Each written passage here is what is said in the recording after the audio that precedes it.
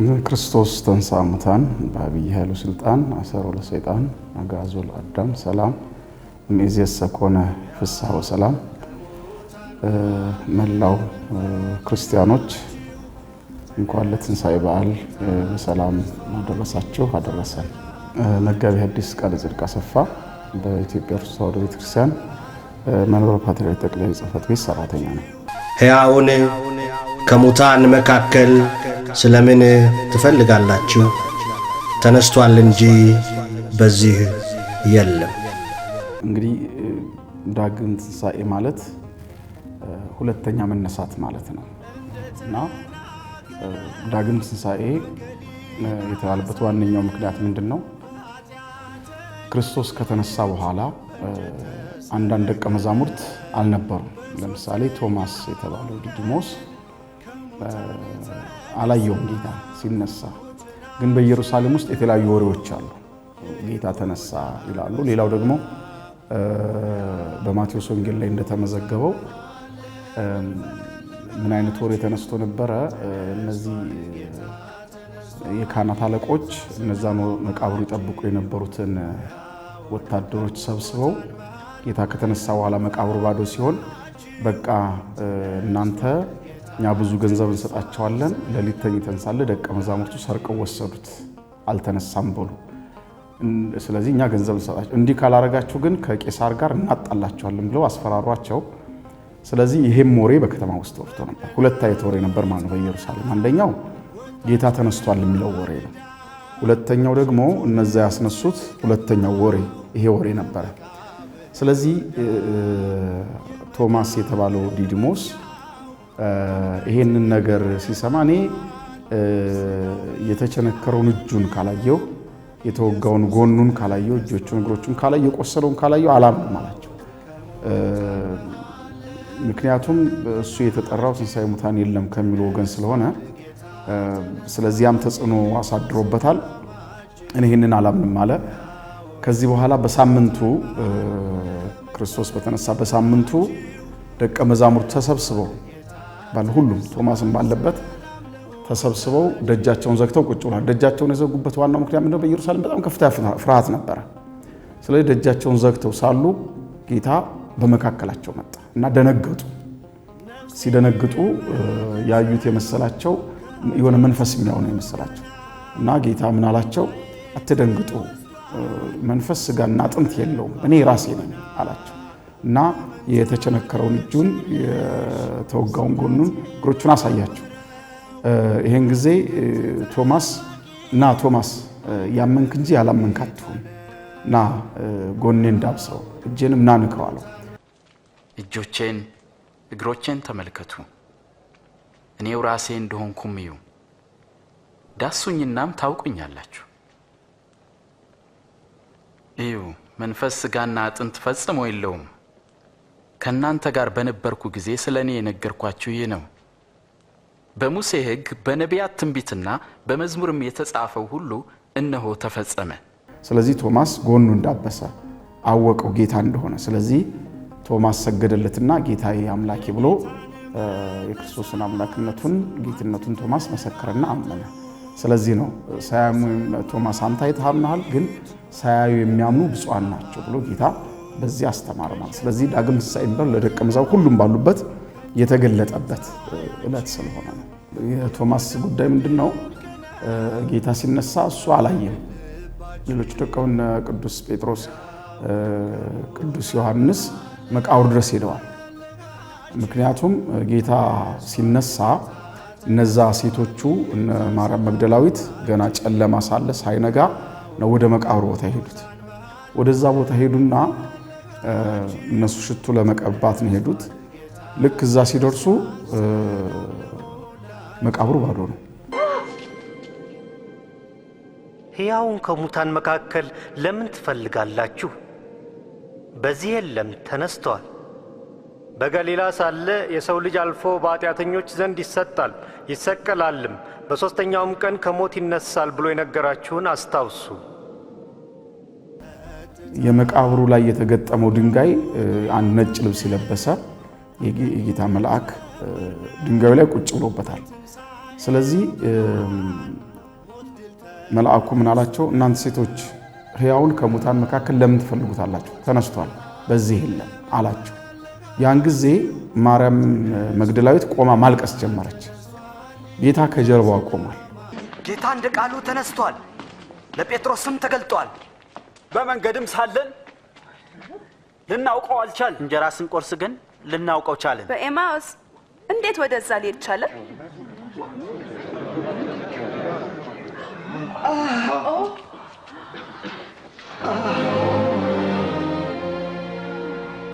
አንቺ ሴት ለምን እንደምታለቅሽው ብሎ ጠየቃት። እባክህ አንተ ወስደው ከሆነ ንገረኝ፣ እኔም ወስደዋለሁ፣ ሽቱ ቀባዋለሁ አለችው። ከዛ ማርያም ብሎ ሲጠራት አወቀችው። ከዛ አጎንብሳ ሰገደችለት። ያን ጊዜ አትንኪኝ፣ ገና ወደ አምላክሽ ወደ አምላካቸው አላረኩም፣ ሂጂና ለወንድሞቼ በገሊላ ይቀድማቸዋል ብለሽ ንገሪያቸው አላት። ከዛ እየሮጠች ወደ ከተማ ሄደች። ከዛ ሄደችና ለጴጥሮስ ለዮሐንስ ነገረቻቸው። እነሱ ወደ መቃብሩ ቦታ እየሮጡ መጡ። አሁን የጌታን ትንሣኤ ስናይ ለምሳሌ መልአኩ ነጭ ልብስ ለብሶ ድንጋዩን በስተቀኝ ፈንቅሎት ቁጭ ብሏል ይላል። ጌታ ሲነሳ መቃብሩ ክፈቱልኝ፣ መግነዝ ፍቱልኝ አላለም። መቃብሩም ተከፍቶ አይደለም ጌታ የተነሳው። መልአኩ ግን የተቀመጠበት ድንጋዩን ለምደው የሚመጡ ሰዎች የክርስቶስን ትንሣኤ አይተው እንዲያምኑ ድንጋዩን ያንከባለው መልአኩ ነው። መልአኩ ያንከባልና ድንጋዩ ላይ ቁጭ አለበት። ከዛ ይሄ ነው። ስለዚህ በዚህ ሰዓት በኢየሩሳሌም ካሉት የተለያዩ ወሬዎችም አኳያ ደቀ መዛሙርቱ ፈርተው ነበር። በጣም ከባድ ፍርሃት። ክርስቶስ ከተያዘበት ሰዓት ጀምሮ በጣም ደቀ መዛሙርቱ በፍርሃት ውስጥ ነበር። ምክንያቱም በኢየሩሳሌም የሆሳዕና ዕለት ተሰብስቦ በእግዚአብሔር ስም የሚመጣ የተባረከ ነው፣ ሆሳዕና ለወልደ ዳዊት እያሉ ይዘምሩ የነበሩት የኢየሩሳሌም ሰዎች ሁሉ ዓርብ ዕለት ተለውጠው እሱ ካልሞተ ለጲላጦስ ምንድን ያሉት? እሱን ካልሰቀልከው ካልገደልከው ከቄሳር ጋር ወዳጅ አይደለም እያሉ ቆመው ነው ሲጮሁ ያሉት።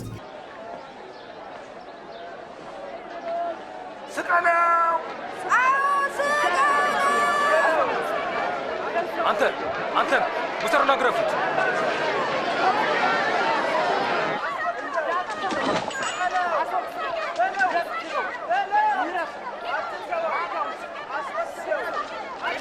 ምን ትጠብቃለህ?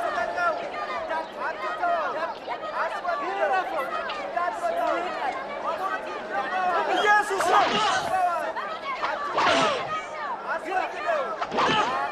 ለምን ታሰቃዩታላችሁ?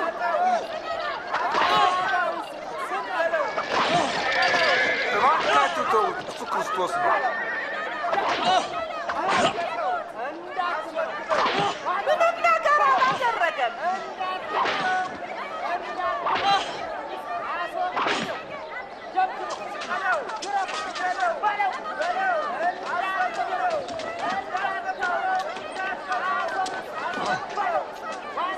አንሳው። ሕዝቡ ግን እንዲሰቀል በታላቅ ድምፅ በመጮህ አጽንተው ለመኑት።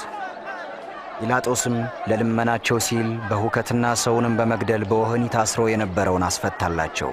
ኢየሱስን ግን ለፍቃዳቸው አሳልፎ ሰጠው።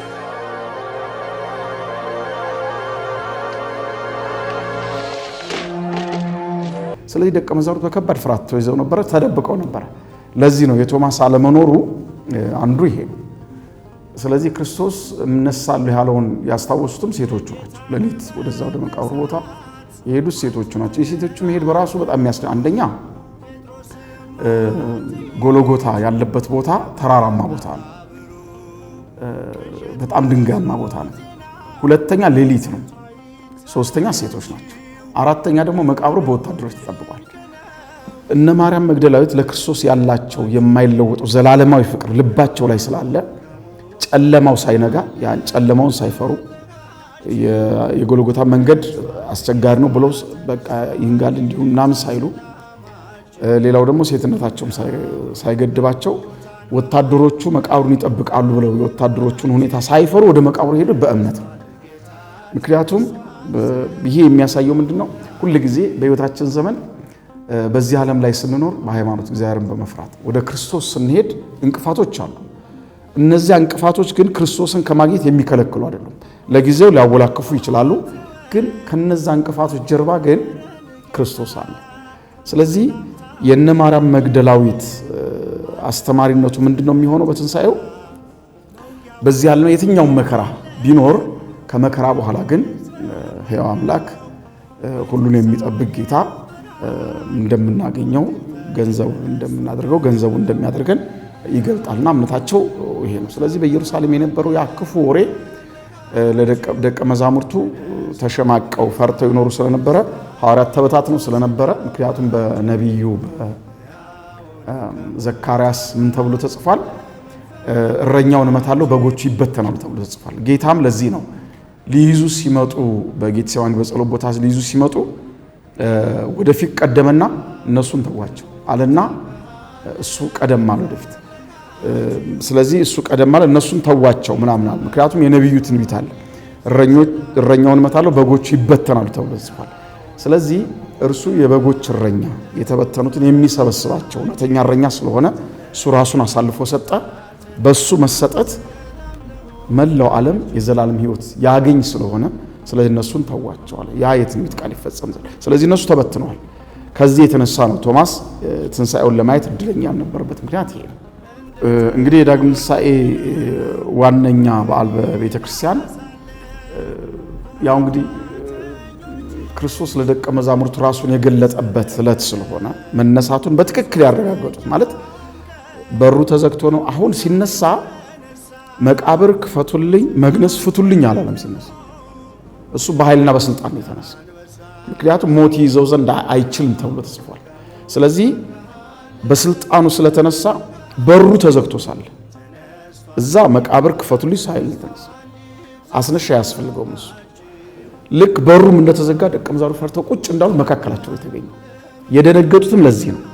ስለዚህ ዳግም ትንሣኤ የተባለው ለዚህ ነው። ዕለቱ ለደቀ መዛሙርቱ ለሁሉም ከተነሳ በኋላ ሁሉም ባሉበት በአንድ ጊዜ ነው የተገኘው። ስለዚህ በኢትዮጵያ ኦርቶዶክስ ተዋሕዶ ቤተክርስቲያን አስተምሮ ዳግም ትንሣኤ የሚባል ለደቀ መዛሙርቱ ለሁሉም ራሱን የገለጠበት ከሞት በኋላ ለሁሉም የታየበት አስረ ነው። ሁለተኛው በቤተ ክርስቲያን የሚጸለየው ሥርዓት አምልኮ የሚደረገው የማህሌቱ የቅዳሴው በሙሉ ከትንሣኤው ጋር አንድ አይነት ቃል እግዚአብሔር ራሱ አይለወጥም፣ አንድ አይነት። ሌላው በትንሣኤ በዳግም ትንሣኤ የሚደረገው ሌላው ሃይማኖታዊ ሥርዓት ምንድነው? ክርስቶስ ከሰማይ የወረደበት ዓላማ ሰው የሆነበት ዓላማ ከቅድስት ድንግል ማርያም ከስጋዋ ስጋ ከነፍሷ ነፍስ ተነስቶ ሰው የሆነበት ዓላማ ዓለምን ለማዳን ነው። ሊያድን ነው የመጣ። ሊያድን ስለመጣ በዚህ በዳግም ትንሣኤ ቅዳሴው ተቀድሶ ሲያበቃ ምስራቅ እስከነ ዓረብ ምስራቅ ፀሐይ እስከነ ዓሬታ አቆስሙ ለእግዚአብሔር የእግዚአብሔር ስም ከፀሐይ መውጫ እስከ መግቢያው ድረስ የተመሰገነ ይሁን ተብሎ ይዘመራል። ከዛ የዮሐንስ ወንጌል ምዕራፍ 17 ይነበባል። ይሄ ቃል ጥቅል ቃሉ ምንድነው የሚለው? ወልደ እግዚአብሔር የእግዚአብሔር ልጅ ኢየሱስ ክርስቶስ የመጣበትን ዓላማ መፈጸሙ በቃ ያ ድህነት መፈጸሙ ክርስቶስ በዚህ ዓለም ላይ በሰይጣን የተያዙት በጨለማ የተወረሱት ተበትነው የነበሩት የአዳም ልጆች በሞቱ በትንሣኤው ዘላለማዊ ሕይወትን ማግኘታቸው የመጣበትን ዓላማ ክርስቶስ መፈጸሙን የሚገልጥ ወንጌል ነው። ዮሐንስ ወንጌል ምዕራፍ 17 ላይ አባይ የሰጠኝን ስራ ፈጽምኩ ጨረስኩ ብሎ ተናግሯል በዚህ ወንጌል ላይ። ስለዚህ ያ ነውና ደቀ መዛሙርቱን ደግሞ እኔን እንደወደድኳቸው እኔን በወደድክበት ፍቅር ውደዳቸው ይላል። ምክንያቱም እሱ ከአባቱ ጋራ የዘመን መቀዳደም የለበትም። እርሱ የባህሪ አምላክ ነው። ስለዚህ በአንተ ዘንድ በነበረ ክብር እነሱንም ውደዳቸው ይላል። ስለዚህ ሰዎች በክርስቶስ ሞትና ትንሣኤ ፍጹም የእግዚአብሔር ልጆች እንደሆኑ የገለጠበት ነው።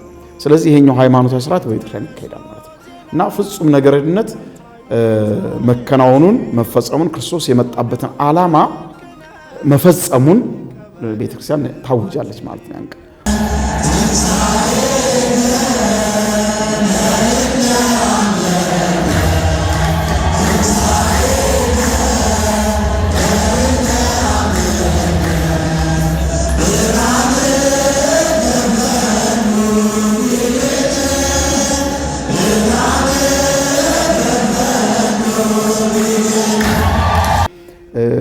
እንደውም በሚገርም ሁኔታ በገጠር አካባቢ ባሉት አብያተ ክርስቲያናት